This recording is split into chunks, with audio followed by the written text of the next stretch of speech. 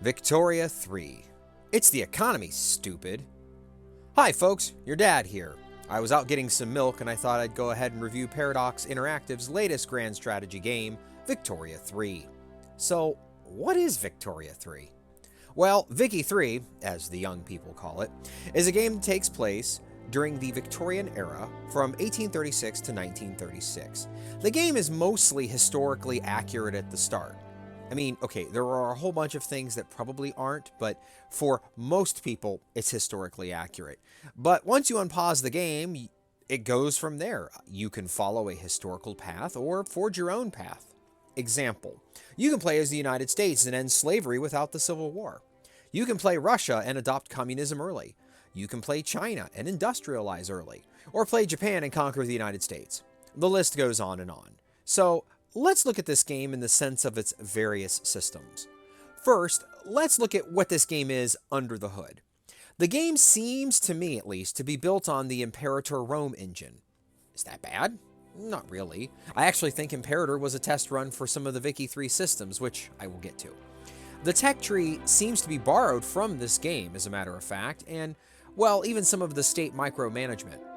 Again, this isn't a bad thing, as I actually liked Imperator and played it before the game came out to refamiliarize myself with how these games work. You passively research technology, you can build universities, and it spreads to your country. It lets your production, military, or society change to the modern age. Next, under the hood are various characters or leaders. If you've played Crusader Kings, then you already have an idea of what I'm talking about. These people lead parties, interest groups, armies, navies, and the country. They have good and bad traits. These affect how you treat different groups. Many of these are actually based on historical people. It is fun to see these people do ahistorical things, such as Abraham Lincoln leading the communists, or Karl Marx dying in a duel. They can do somewhat historical things as well, such as, for example, Sigmund Freud can lead the intelligentsia in your country. That part is really kind of fun. Now, let's talk about the controversial things, at least in the community. War. War in this game is not like any of the other titles the company has made. Usually, you click and move your armies, and you make them take the provinces. You create a front like Hearts of Iron. Instead, there's this build-up to war where you have posturing. You can court various nations to help you, or at least not help the other guy. There is a build-up to the conflict, which I admit is kind of neat in that you don't know what will happen. There's tension there, and it does feel palatable. You can back down, of course, from declaring war, but there are penalties. You can also have the other side back down and give you what you demanded first. Now, this seems like it's a good thing, but sometimes diplomacy is stronger than words, and you can get a whole area, a state, without a shot being fired. This is and can be frustrating because, like, example is the United States. You can demand all of the Southwest and Mexico just gives you Colorado. You have to wait 5 more years before you can try to declare war again. When the war starts, you don't control the units like you would in other Paradox titles. Instead, you either advance or defend the front. You can do naval invasions as well. Admittedly, the AI struggles here sometimes defending its borders. One example is that Great Britain will send all of their troops to China, and if you're, let's say, France or Sweden, you can just invade and maybe even get them to surrender the part of Canada that you want. After the war, you get an infamy rating for taking land. This is very much like its predecessor, Victoria 2. If this builds up too fast, people will band together against you. It's a good mechanic, but it's not without its faults. In one case, Great Britain crushed a communist revolt in their own country, and it made so much infamy that the great powers made them release all of their colonies. I then in turn made South Africa my puppet, like a vassal country. It was both hilarious and sad at the same time. Before I talk about the core mechanic, the economy, I do want to talk about pops. Pops are, for better terms, are a group of people in the country that have certain beliefs, ideas, and aspirations in your country. This is a really cool system. It's kind of like The Sims maxed way out. For example, you have a Swedish Protestant who are coal miners. They really want more rights. They want, different kinds of things. Now, these Swedish Protestants who are coal miners are different than Swedish Protestants who are in the intelligentsia in the university that want women to vote.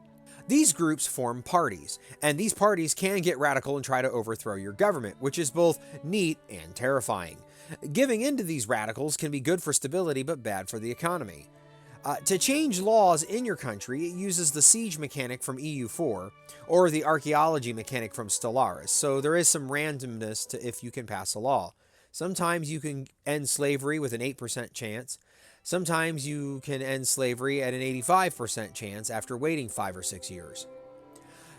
You can also form a coalition government. As an American, I really learned about foreign democracies this way, and maybe a little about my own parties here in the States.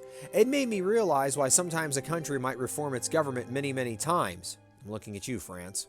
Speaking of France, I want to talk about colonization and the rush for Africa. It is very different from EU4. That's Europa Universalis for all of you older folks who don't know what that means. What you end up doing to colonize is first you have to pass a law to colonize. Then you have to send people there to do it. As time goes on, you expand the borders, similar to early Stellaris, where you would build a starbase and slowly your border would expand. Along the way, you would fight natives, and sometimes the great powers might even ally with the natives against you. It does create border gore, so at least that part's historically accurate, but why would you even want to colonize? Well, this leads us to the final part of our game and the most important part, the economy. At its core, Vicky 3 is an engine. It is similar to surviving Mars in this case.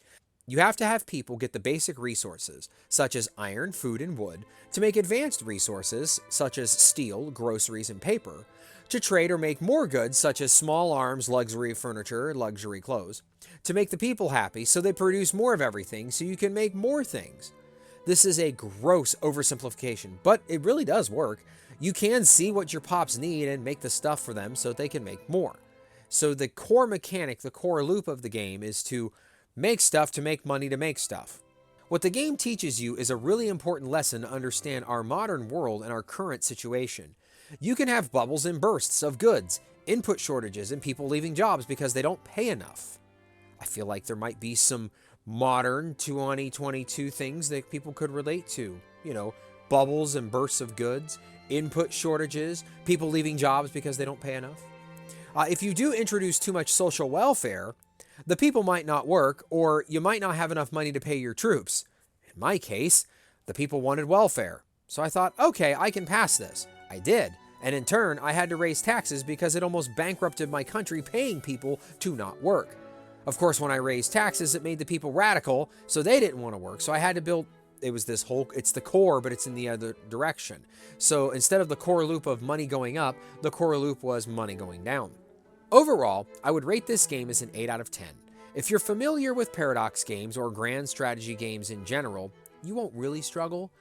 You might not know what's going on, but you won't struggle. If you're new to these kinds of games, there is a learning curve, and it's pretty sharp. The game does explain better than most what you are doing and why, but it's not easy. Overall, you learn about the rise of capitalism and how people's quality of life can improve, but also the dark side of, coal and steel mills. Victoria 3, it is the best of times and the worst of times. This has been your dad playing Victoria 3.